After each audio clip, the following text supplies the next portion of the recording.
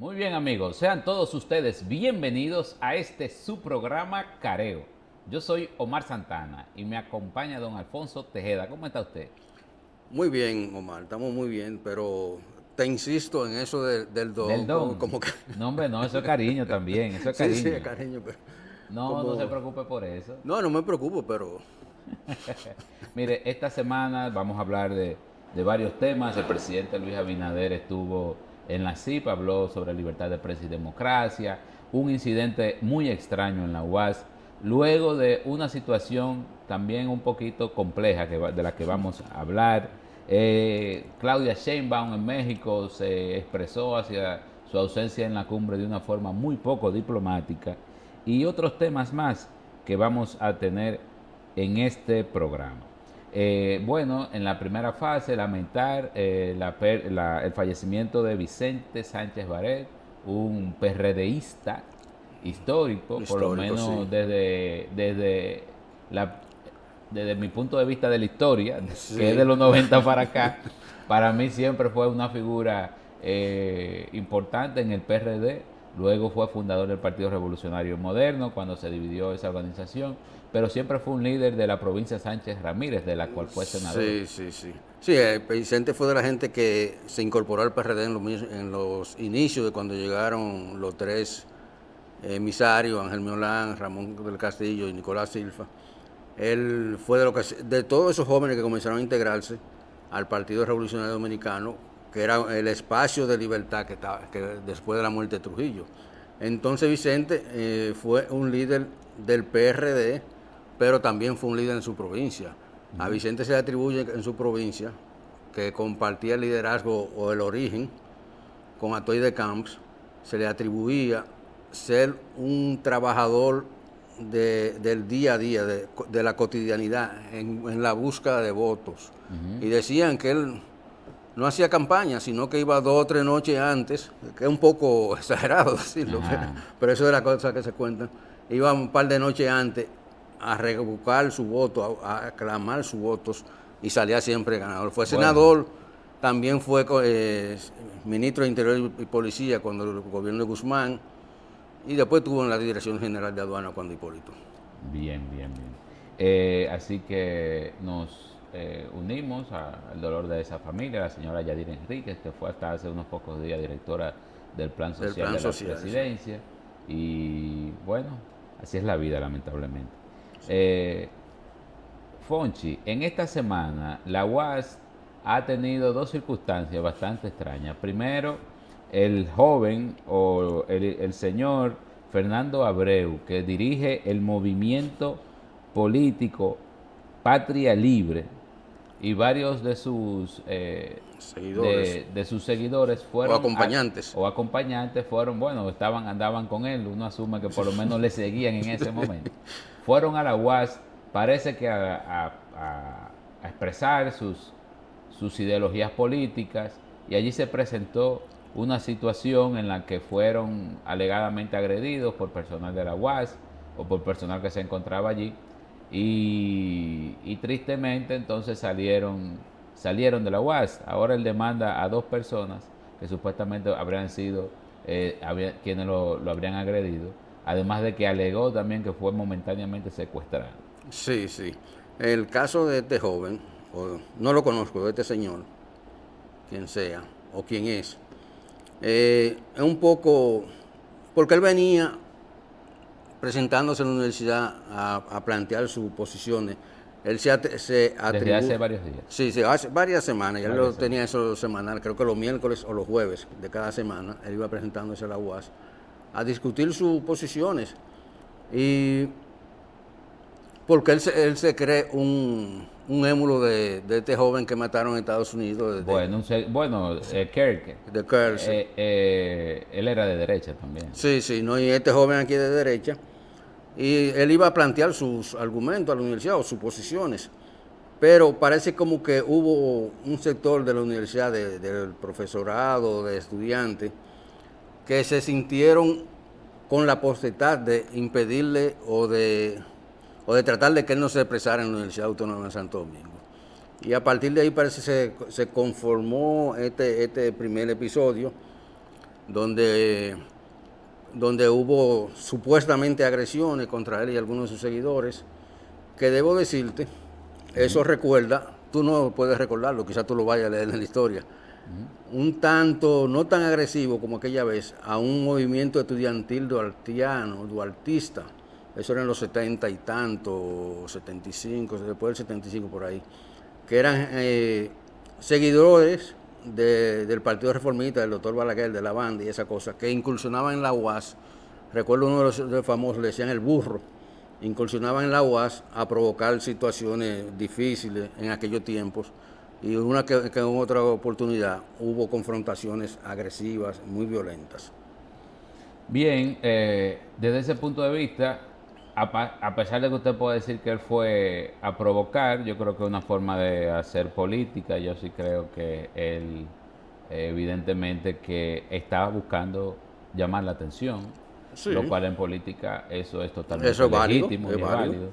sí. No puede ser víctima de ninguna agresión por presentar sus opiniones con las que yo puedo estar o O no de acuerdo. a favor. Y yo creo que si fueron profesores quienes lo agredieron, en principio, o que planificaron evitar que él continúe sus, eh, sus intenciones, entonces se dejaron provocar y cayeron en el gancho. Sí, sí, sí. Porque ahora es conocido. Ahora es más Alejandro. conocido, él Sí. tiene algún reconocimiento en las redes sociales, no sé Sí. qué tan amplio sea su base de seguidores, pero él expresa sus ideas y uno puede estar o no en contra de ellas. Y lo que tiene que respetarla, y si no le gusta, entonces dejar de escucharla. Y yo creo que así es que se hace la democracia. Otro incidente que Y más ocurrió, en un campo como la UAS, que deben debatirse. exactamente, que deben debatirse las ideas. Otro incidente bastante extraño que ocurrió en la UAS, ocurrió el jueves, fue una persona que se presentó con un arma de fuego y disparó contra dos agentes de seguridad de la seguridad, UAS, sí. hiriendo a ambos, a uno en estado delicado. Sí. Las pretensiones del señor, dicen empleados de la UAS que él habría dicho que estaba cometiendo el hecho porque le vulneraron sus derechos. Eso es una expresión como muy amplia, que le Sí, sí, vulneraron sí. sus derechos. ¿Cuál? Su derecho de ir al baño, su derecho a expresarse O de entrar a la universidad. o de entrar a la universidad. Si le vulneraron sus derechos, uno no sabe si tiene alguna relación con Fernando Abreu. Fernando Abreu, la persona a la que estábamos hablando Sí. hace un ratito, se ha demarcado, ha dicho que no tiene ningún vínculo con ninguna persona violenta. Pero, yo creo que hay que darle seguimiento Seguimiento para a ese saber caso, sí. de qué derechos ese individuo está hablando. Ojalá no sea una reacción del caso anterior. Sí, pero también hay que tomar en cuenta que si él fue a reclamar un derecho, a quienes hirió no son los más indicados Un agente de seguridad. para resarcirle esos derechos que él supuestamente reclama. Exactamente. Y además que la forma en la que no es la forma más adecuada, y menos No. cuando usted atenta contra la inocencia. El presidente Luis Abinader se presentó este pasado jueves en la Asamblea de la Sociedad Interamericana de Prensa, la CIP, que se celebra este año en la República Dominicana, en Punta Cana. Y allí el presidente expresó unas palabras bastante interesantes, entiendo yo. Abinader dijo que este es un gobierno que teme a la prensa, teme a la verdad. Y dice que la República Dominicana vive un tiempo de libertad conquistada y protegida gracias al esfuerzo conjunto de periodistas valientes, ciudadanos conscientes y un Estado comprometido con la transparencia.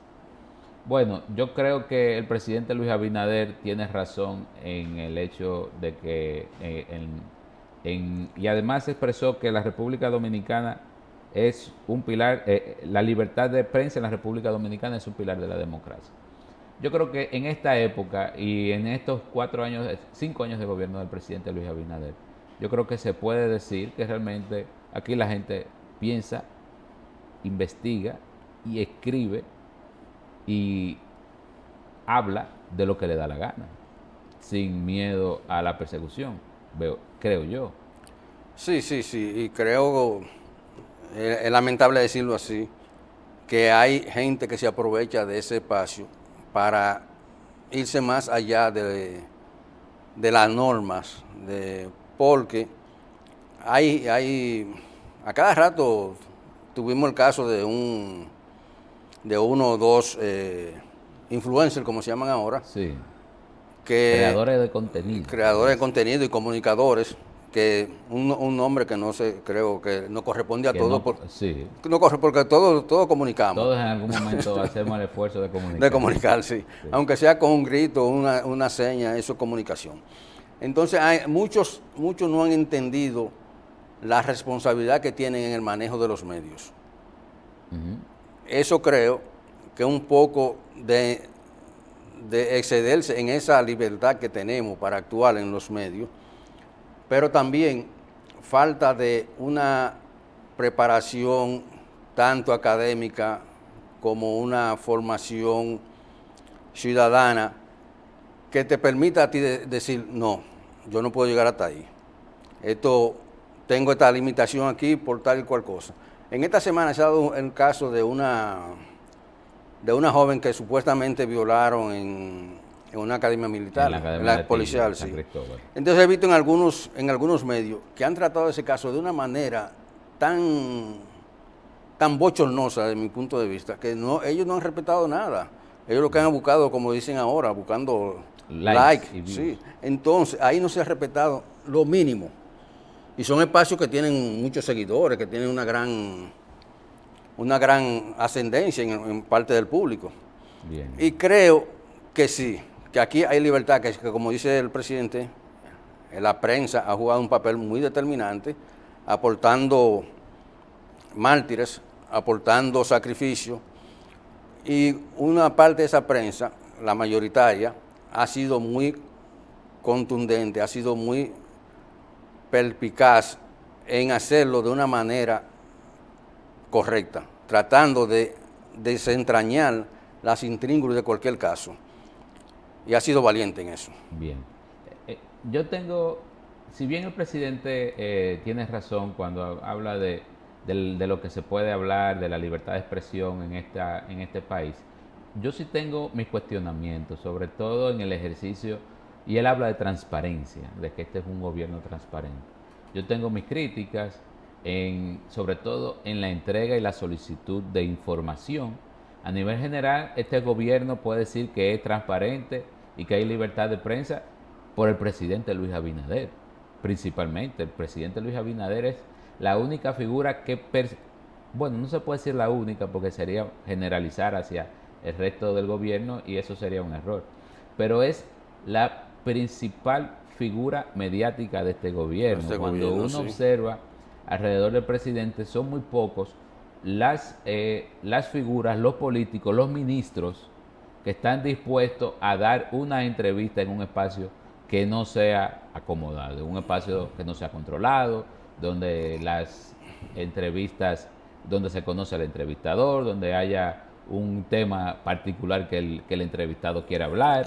Y entonces eso a uno le preocupa, porque si bien el presidente Luis Abinader ha trabajado de una forma en la que no es cuestionable su proceder desde el punto de vista del acceso que tienen los medios hacia él, el gabinete sí puede ser cuestionado, pero no solamente por la disposición que tengan los ministros y las direcciones de comunicaciones de los ministerios y de las instituciones públicas a dar información, sino también al hecho de que cuando se le exige una información, sí, es muy difícil para que lo dice la ley, que la ley dice, establece plazo.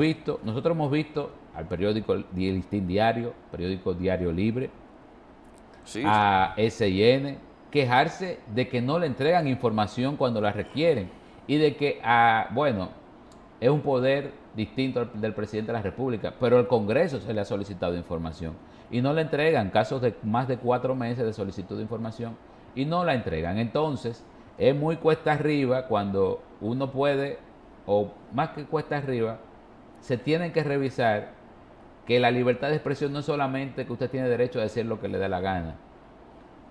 Eso es un punto que yo creo que está a favor del gobierno. No puedo decir que hay persecución a quienes ejercen este oficio, pero lo que sí puedo decir es que no se ofrecen las informaciones en muchos casos en los tiempos adecuados y en las y con un sentido de un criterio de oportunidad, que es lo que es muy importante cuando se habla de noticia en el periodismo. Sí, el tiempo es muy importante. Entonces, si bien estamos bien, no estamos mal por un lado, estamos correctos, sobre todo cuando uno ve el resto de América Latina, creo que el trabajo interior del gobierno para que los medios puedan acceder a datos, a información fidedigna, a información oficial que estén procurando, ahí hay problemas, señor presidente. Sí, sí. Y al presidente inclusive se le critica que él aparece mucho, que tiene mucha presencia en los medios,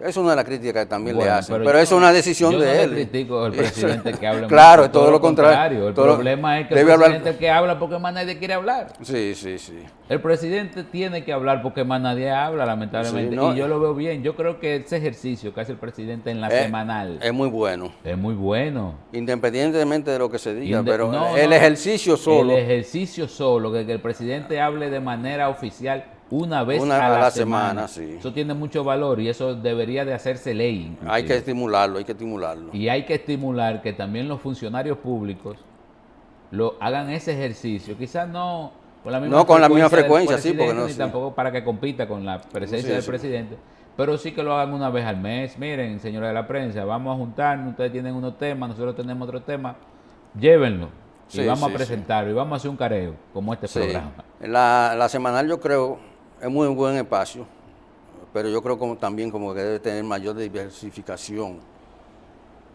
de quienes van y de la...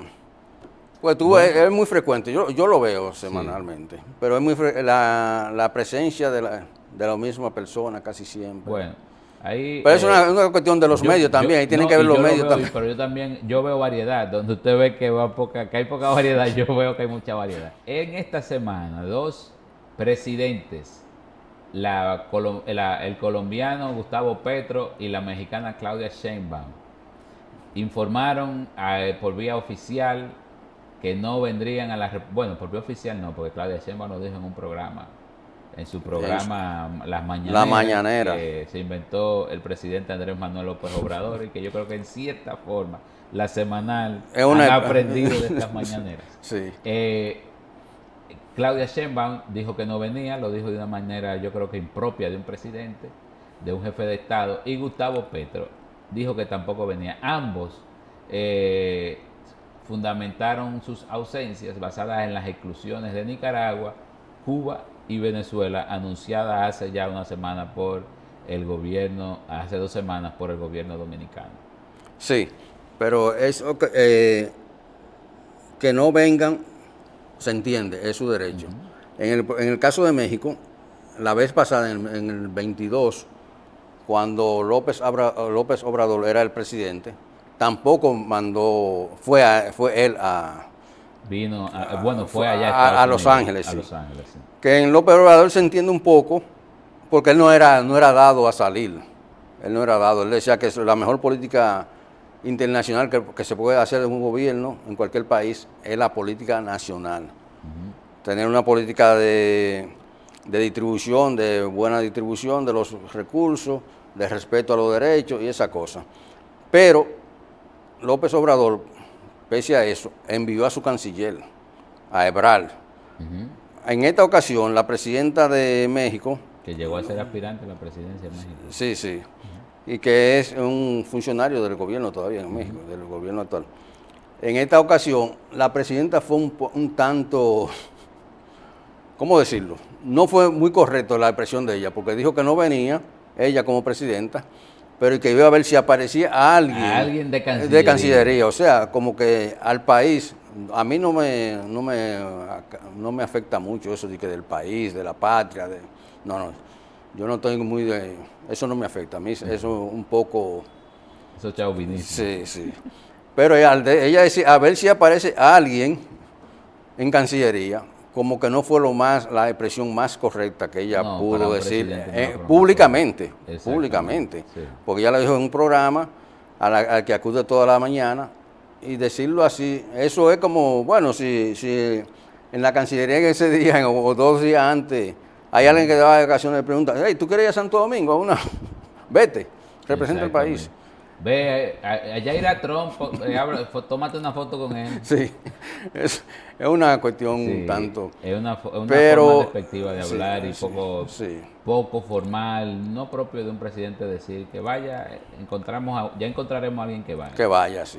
Y en el caso de Gustavo Petro, yo creo que se veía venir Sí, no. su ausencia, no solamente por su política exterior, no solamente porque realmente se llama la Cumbre de las Américas, pero es una cumbre creada a imagen y semejanza de los Estados Unidos. De los Estados Unidos, sí. Eso no podemos Cuando Clinton negarlo, allá en el 94, eso. Y las relaciones de Colombia con Estados Unidos no son las mejores. No. Pero además el actuar dominicano hacia Estados Unidos y la forma en la que se ha manejado la República Dominicana recientemente, No, con el gobierno de Abinader, de Abinader exactamente, apoyando, por ejemplo, los lanzamientos de misiles a lanchas que están en el Caribe, sí. y que Gustavo Petro ha cuestionado. Entonces eso no ha cuestionado, él llamó asesinos a los Estados Unidos en este caso, y a los países que apoyaran ese tipo de medidas, o sea que a nosotros nos toca algo, de alguna forma.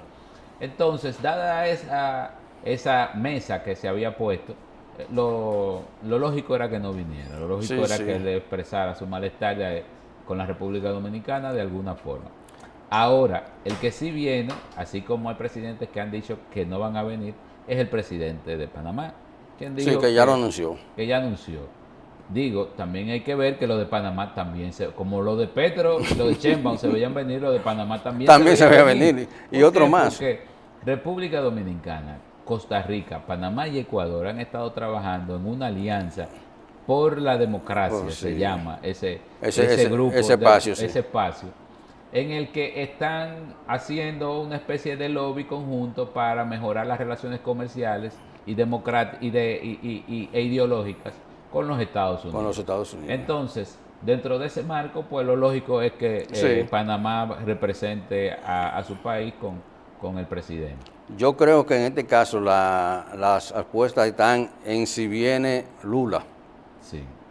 Eso es lo que va a determinar el éxito, bueno, por decirlo de algún modo, va a determinar el éxito o el fracaso de la cumbre desde el sentido diplomático para la República Dominicana. Bueno, y se espera que venga Trump, por eso se está trabajando. Sí, por eso República Dominicana anda de pláceme. Con Trump, con Trump porque quiere que venga al país. No, y que si viene Trump al país, algunos lo protestarán, pero otros No, sería la primera vez que un presidente en ejercicio de Estados Unidos, diplomáticamente sería un gran logro para el país. Así es. Aunque va a tener su... Pero si viene Lula, exactamente, va a ser una cuestión un tanto peliagudo para algunos grupos aquí. Bueno, exacto, pero usted decía que si venía Lula... sería importante porque es Lula junto con Donald Trump los dos principales líderes del continente. Sí. Bueno, junto con Canadá. Pero en estos momentos Lula representa un liderazgo. Un liderazgo, no hay un liderazgo contestatario a lo de. Aunque la presidenta de México también y Petro lo representan, pero Lula tiene un mayor, porque tú sabes, Lula es el promotor y el auspiciador de los BRICS. Así es. También habría que ver por la situación de ese país, habría que ver si el presidente Noboa viene de Ecuador. Ecuador está en una circunstancia tiene bastante problemas. Sí. Igual Perú que no se sabe si de aquí a allá tendrá un presidente que ha elegido por 6 meses para que organice las elecciones. Sí. Entonces habría que ver si viene, muy complejo. El de Bolivia apenas se va a elegir este fin de semana. Boliviano, o sea que, aunque es de derecha, cualquiera de los dos electos va a ser de derecha, aún así no está tan claro que venga. Que venga, sí, por la situación. Uno espera que venga Bukele y ya vemos cómo se va armando ese ajedrez. Bueno. En esta semana la República Dominicana y sobre todo el Cibao fue sorprendido con una investigación que se supo que está realizando la agencia contra el narcotráfico de los Estados Unidos, que aquí conocemos como la DEA, y en el que están involucrados el señor Fabio Augusto Jorge Puras, que fue un ex consultor del Poder Ejecutivo asesor, sí, un asesor del Poder Ejecutivo en materia de zona franca del presidente Luis Abinader y de el señor Gaspar Antonio Polanco Virella. Este último fue, además el señor Jorge Puras era hasta el momento hasta el momento que se supo de la investigación, tesorero de las Águilas Cibaeñas, o sea, Sí. una persona que debía ser muy conocida en Santiago. Y decía el señor Gaspar Antonio Polanco Virella que este último fue nombrado en el 2020 como encargado de servicios públicos del Ayuntamiento del Distrito Nacional. Sí. Ambas personas están siendo investigadas por supuestamente conspirar para distribuir y para importar al menos 5 kilos de cocaína a los Estados Unidos entre al menos el año 2019 y diciembre del 2020. Los Estados Unidos, perdón, a ellos les gusta hablar de al menos 5 kilos, porque a partir de esa cantidad es que se comienza a investigar como un caso grande de narcotráfico. Y esa forma de investigar de ellos le facilita los procesos de investigación. Es más fácil decir al menos 5 kilogramos que hablar de cantidades como si una tonelada de cocaína era o no de un individuo. Entonces, a ellos se le acusa, decía, de conspirar para distribuir cocaína, teniendo motivos razonables para creer que sería importada ilegalmente a los Estados Unidos, y a la conspiración para importar cocaína hacia Estados Unidos, o sea, el mismo cargo.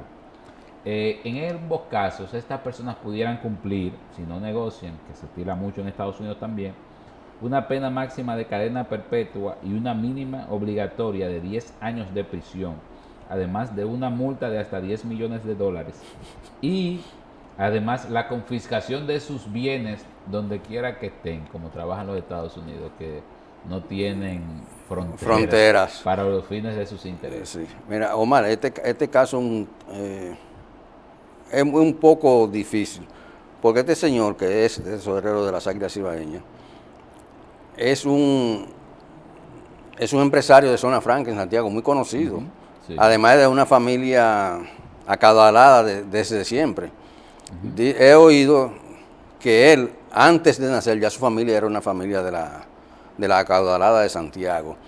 Él estuvo en este cargo, parece ser, por ser uno de los empresarios de zona franca más grandes del Cibao, y tal vez para aprovechar su experiencia, porque los asesores muchas veces no están permanentemente con el gobierno, no tienen funciones, no tienen un despacho. Uh-huh. Que tú digas que es un funcionario del gobierno. Bueno, a veces es para preguntarle algo, el presidente quiere saber algo, o cualquier otro funcionario quiere saber algo y lo consultan. Eso tampoco quiere decir que esté desligado del gobierno. No, claro. Pero es un hecho. Es un hecho. Uh-huh. Entonces uno a veces se pregunta, ¿cómo es que una persona con esa posición económica, esa posición económica, esa posición social, y a la edad que tiene, como que aparece involucrado en una cuestión de esta naturaleza? Es un caso bastante extraño. Sí. El Partido Revolucionario Moderno emitió un comunicado diciendo que la dirección general ejecutiva de ese partido aseguró que la organización ha sido, es y seguirá siendo implacable en la defensa de la legalidad, la transparencia y la ética pública, y que esos principios constituyen el núcleo de su identidad institucional y el compromiso que sostiene la nación dominicana.